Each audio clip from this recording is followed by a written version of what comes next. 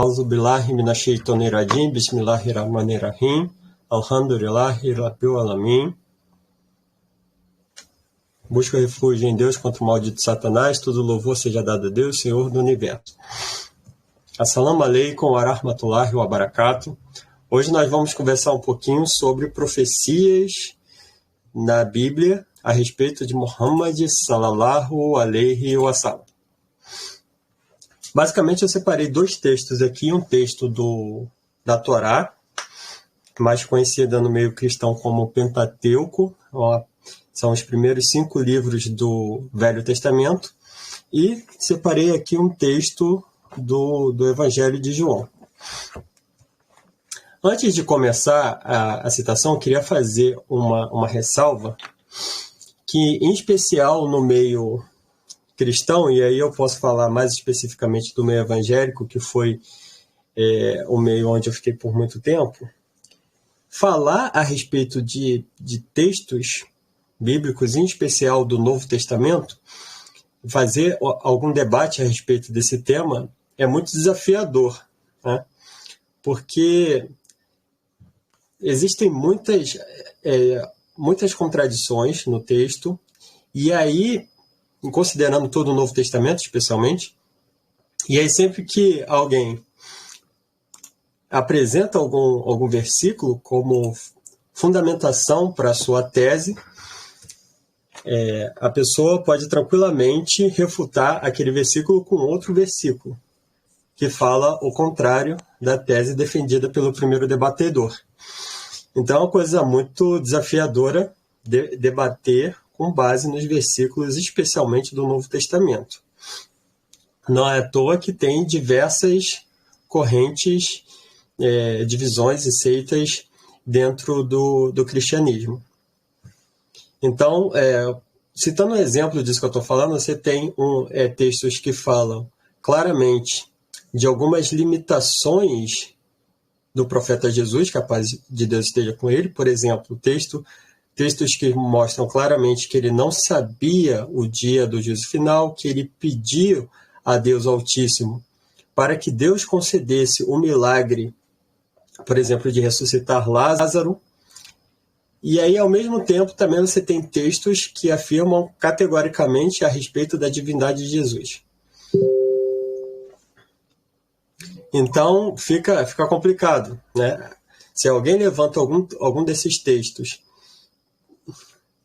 para comprovar que Jesus, que a paz de Deus esteja com ele, era um profeta honrado por Deus, a outra pessoa pode rebater tranquilamente com outro versículo que diz a respeito da divindade, que ele era desde o início da criação e tudo mais.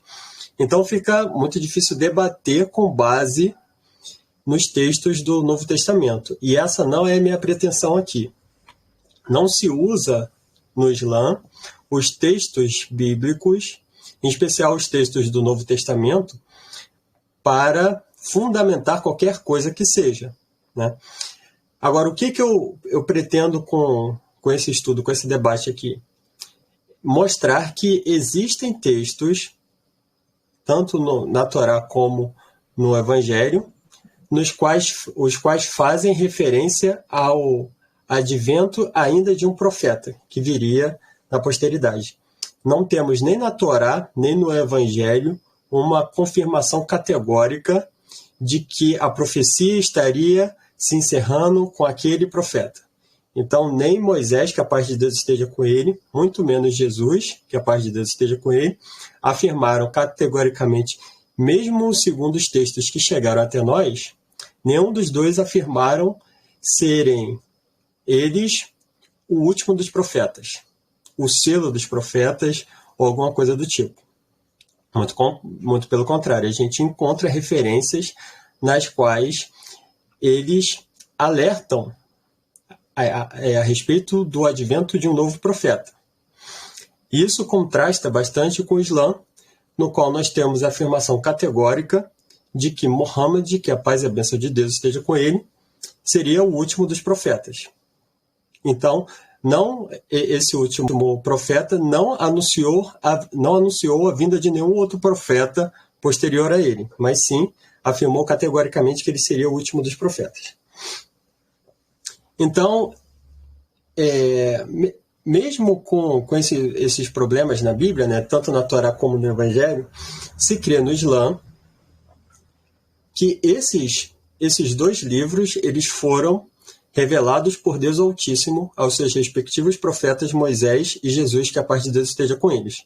Ocorre que esses livros não chegaram de forma íntegra até os dias de hoje, certo? Não se tem uma confiabilidade na sua integralidade. Isso não quer dizer que tudo que esteja lá esteja corrompido ou que não se possa aproveitar nada do que esteja lá.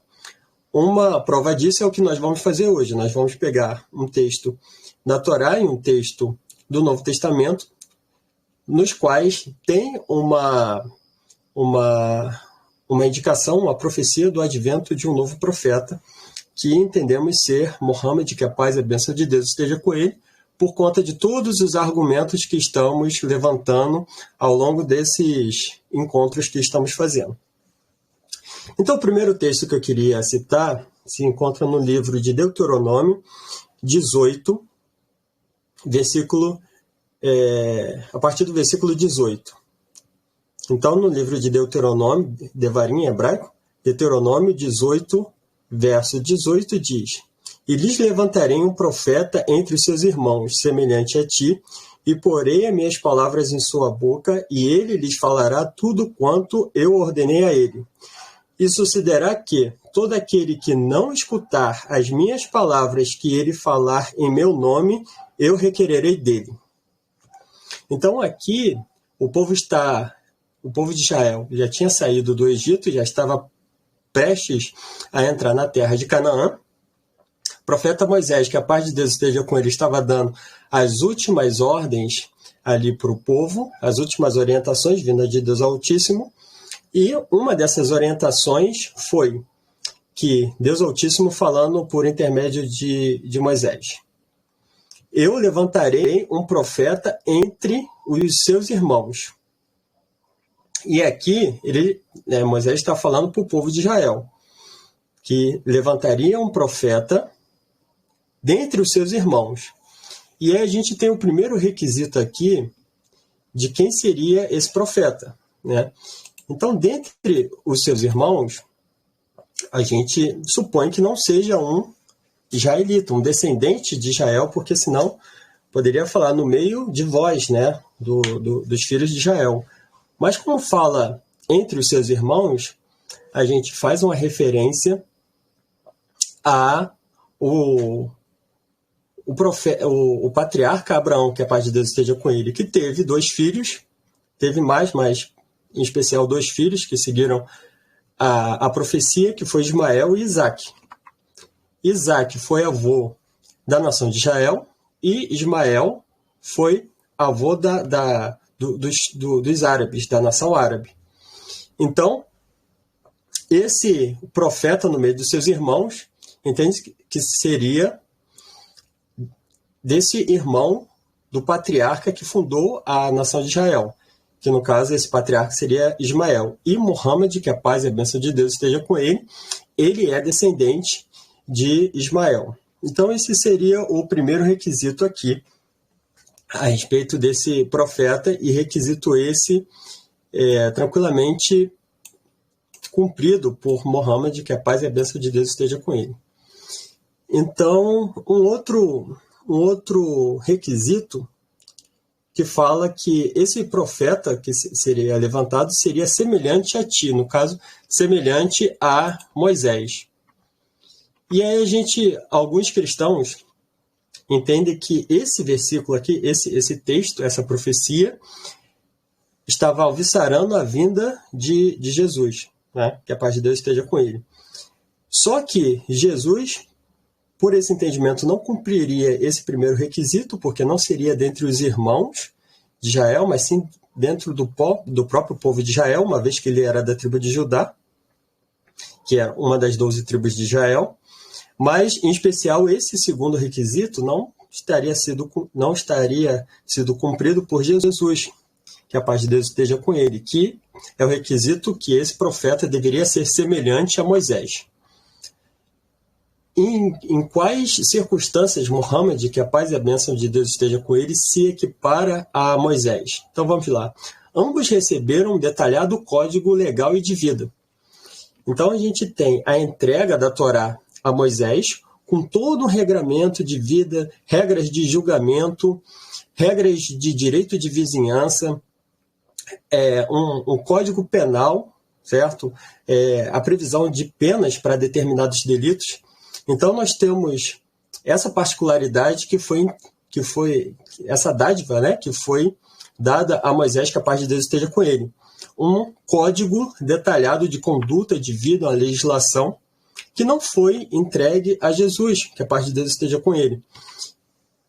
Toda a doutrina mesmo da igreja, ou pelo menos grande parte dela, ela se fundamenta nos escritos de Paulo, do apóstolo Paulo, nas cartas, né? Algumas coisas vêm ali, tanto dos evangelhos como também do Antigo Testamento, mas a parte assim, mais densa de toda a doutrina cristã, ela vem das cartas de Paulo, e mesmo as cartas de Paulo, elas não têm uma legislação ampla se comparada à Torá, muito pelo contrário. A mensagem que vem do cristianismo, por intermédio, em especial das cartas de Paulo, é de que a lei foi deixada para trás e substituída pela graça e pela verdade vindas, né, inauguradas, alviçaradas por Jesus, que a paz de Deus esteja com ele.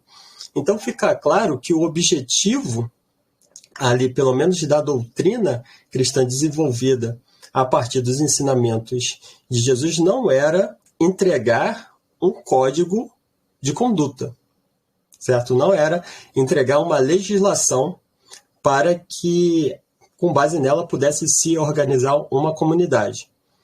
Já a respeito de Muhammad, que a paz e a bênção de Deus esteja com ele, nós temos esse código legal de vida, de conduta, tão amplo, ou talvez até mais amplo, do que o entregue a Moisés, que a paz de Deus esteja com ele.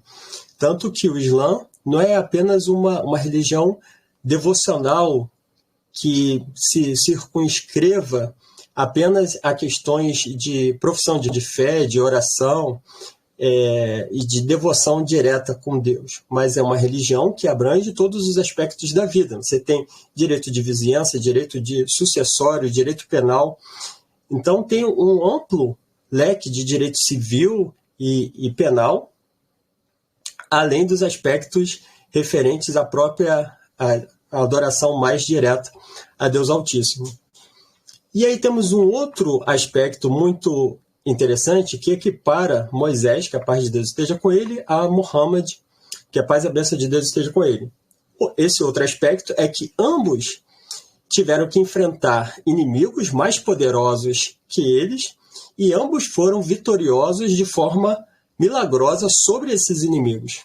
Então a gente tem que, por exemplo, na história de Moisés, ele precisou libertar o povo de Israel lá de Faraó, e ao atravessar o deserto rumo à terra de Canaã, ele enfrentou com o seu povo diversas batalhas, e em todas essas batalhas, né, o resultado final foi a vitória. E a vitória de forma miraculosa, porque temos o povo de Israel muito desfavorecido em relação a números e potencial de armamento em relação às outras nações, e mesmo assim o povo de Israel foi vitorioso com a liderança de Moisés, que a paz de Deus esteja com ele. E uma questão semelhante aconteceu com Muhammad, que a paz e a bênção de Deus esteja com ele. Quando ele começou a sua pregação em Meca, ele encontrou uma grande resistência lá da sua tribo, das pessoas que viviam lá, a ponto de ele ter que, junto aos seus companheiros, né, as pessoas que haviam abraçado o Islã, eles tiveram que sair de lá, ficaram um tempo no deserto e conseguiram um refúgio em Medina. E durante todo esse tempo da pregação e da expansão do Islã, diversas batalhas foram travadas com inimigos mais poderosos e mais bem organizados que os muçulmanos, e também os muçulmanos, com a liderança de Muhammad, venceram todas essas batalhas, culminando com a reconquista de Meca. Né? Inclusive, essa reconquista foi tão triunfal que não precisou nem ser travada uma batalha nessa conquista, nessa reconquista. Eles chegaram lá e conseguiram, de forma pacífica, reconquistar a cidade em razão das vitórias militares que tiveram recentemente sobre os seus inimigos.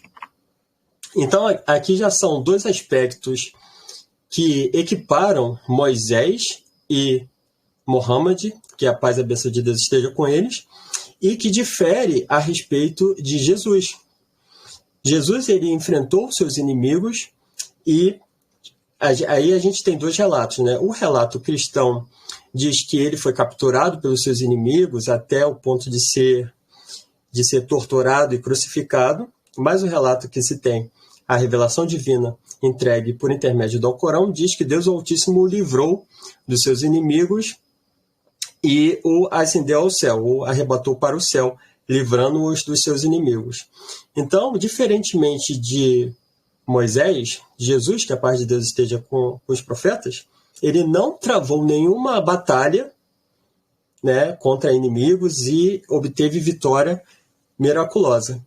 E eu digo isso não como uma forma de desmerecer o grande profeta Jesus, que a paz de Deus esteja com ele, mas para ressaltar uma diferença, uma particularidade. Por quê?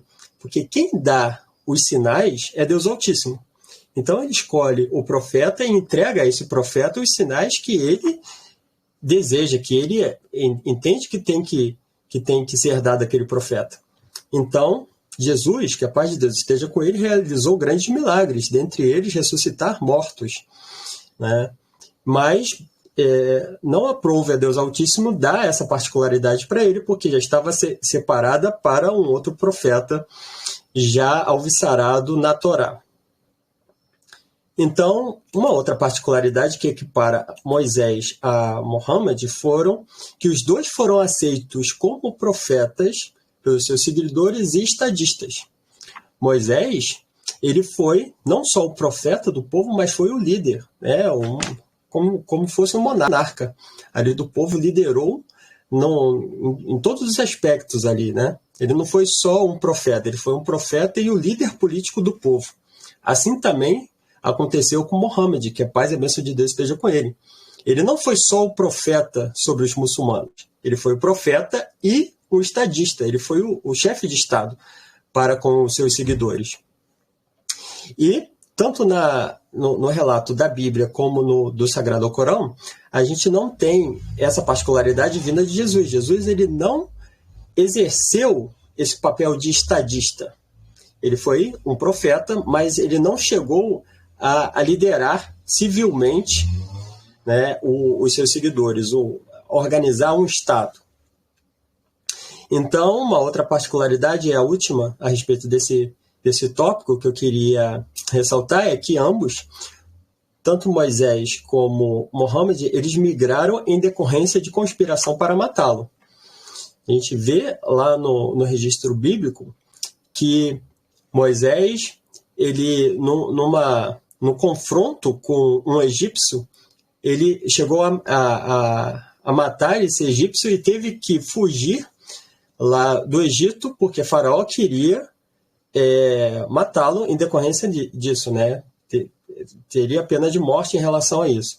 E aí a gente faz uma ressalva que Moisés, ele não foi um assassino, ele estava ali interferindo contra uma injustiça que esse egípcio estava fazendo com o israelita. Então, nessa intervenção que ele fez, acabou resultando em morte desse egípcio. Então, essas foram pelo menos 4 particularidades que equiparam Moisés, que a paz de Deus esteja com ele, a Muhammad, que a paz e a bênção de Deus esteja com ele, e que vem confirmar o que está aqui, por exemplo, nesse versículo, versículo 18 do capítulo 18 do livro de Deuteronômio, que esse profeta, anunciado por Moisés seria um profeta semelhante a ele mesmo. E aí a gente traçou aqui muitas semelhanças entre esses dois. Mas alguém pode dizer, mas depois de Moisés tiveram muitos outros profetas. Muito bem, mas nenhum desses outros profetas, Isaías, Jeremias, Abacuque, Ageu, que a paz de Deus esteja com todos os profetas, nenhum desses outros profetas vieram com tamanha semelhança em relação a Moisés. E essa semelhança, desses aspectos, vieram a ser confirmadas apenas com Muhammad, que a paz e a bênção de Deus esteja com ele. Então, uma outra particularidade que diz aqui no versículo é que porei as minhas palavras em sua boca. Ele lhes falará tudo o quanto eu ordenei a ele. Então, foi exatamente essa a apresentação de Muhammad, que a paz e a bênção de Deus esteja com ele. Ele deixou claro que nada daquilo que ele estava pregando, ensinando, apresentando, provinha dele mesmo. Portanto, ele não tinha nenhuma honra particular ou glória particular a respeito daqueles ensinamentos e daquela mensagem entregue. Toda a honra e toda a glória e todo o mérito daquela mensagem vinha de Deus, porque ele apenas transmitia palavra por palavra aquilo que recebia. E aí, como última característica em relação a esse texto, temos o versículo 19, que diz, e sucederá que todo aquele que não escutar as minhas palavras, Deus Altíssimo falando, as minhas palavras que ele falar em meu nome, eu requererei dele. Então já deixa claro aqui que Deus Altíssimo está determinando para que o povo ouça e atenda e cumpra as palavras do profeta que ele enviará. Por quê? Porque o profeta não falará por si próprio, mas falará a mando de Deus Altíssimo e entregará ao povo, assim como Moisés entregou para os israelitas, esse outro profeta entregaria para todas as nações, para todos os seres humanos, um código de conduta mais amplo, mais detalhado e mais aprimorado, que deveria servir como norte para a conduta das pessoas. Então, o outro texto que eu queria citar é João, Evangelho de João, capítulo 16, versículos 12 e 13, no qual diz, eu tenho ainda muitas outras, aqui seria Jesus, que a paz de Deus esteja com ele, falando para os seus discípulos.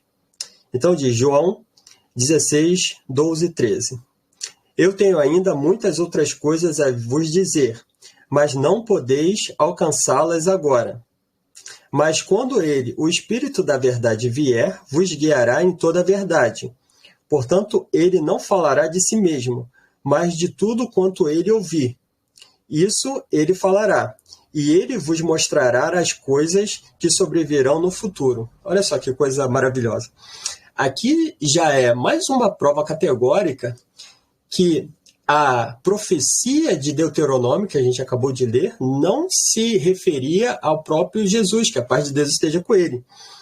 Porque ele deixou claro que existiam ainda muito mais coisas a serem ensinadas, só que as pessoas ainda não estavam em condições de suportar aquela mensagem naquele momento. Mas que viria o Espírito da verdade e que guiaria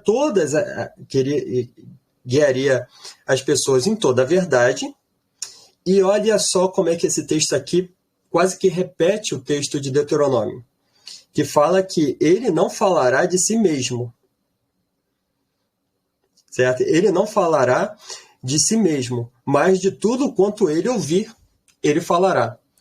Então, a doutrina cristã entende que esse texto aqui se refere ao Espírito Santo, que seria a terceira pessoa da Trindade, que teria descido, na festa de Pentecostes, e a partir de então inspirado todos os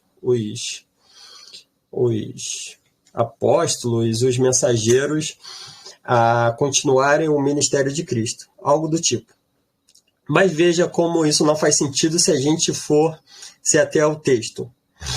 Como que seria o Espírito do próprio Deus, como uma terceira pessoa da Trindade, e ele não vai falar de si mesmo, mas de tudo quanto ele ouvir. Então, se é o Espírito de Deus, como é que ele, o Espírito de Deus no sentido de terceira pessoa da Trindade, como prescreve a doutrina cristã, como é que o Espírito de Deus, sendo o próprio Deus, não falará de si próprio, mas de tudo quanto ele ouvir? Então não faz sentido se entender que isso seria o próprio Deus numa manifestação espiritual que iria descer e falar de tudo quanto ele ouvir de quem? Dele mesmo? Então não faz sentido. Então entendemos que esse texto aqui, ele faz referência a um novo profeta, mais um profeta, que estaria para vir em um outro tempo, certo? Mais para frente, que estaria culminando, estaria trazendo um ápice ali de toda a revelação divina e de toda a orientação de Deus para a humanidade. No caso, esse outro profeta foi Muhammad, que a paz e a bênção de Deus esteja com ele, especialmente por todos os argumentos e particularidades que temos já falado sobre elas nos vídeos anteriores. E aí, se a gente for entrar em todos os detalhes aqui, vai ser um vídeo que não vai terminar. Então, são dois textos básicos, tanto da Torá como do Evangelho, que alviçaram a vinda de mais um profeta. Destacamos aqui as particularidades que esse profeta deveria ter e que todas essas particularidades elas se coadunam de forma perfeita ao perfil e à história de Muhammad, que a paz e a bênção de Deus esteja com ele. Então é isso. Gostaria mais uma vez de agradecer a todos. Assalamu alaikum wa rahmatullahi wa barakatuh. E a gente se vê na semana que vem, se Deus quiser, inshallah.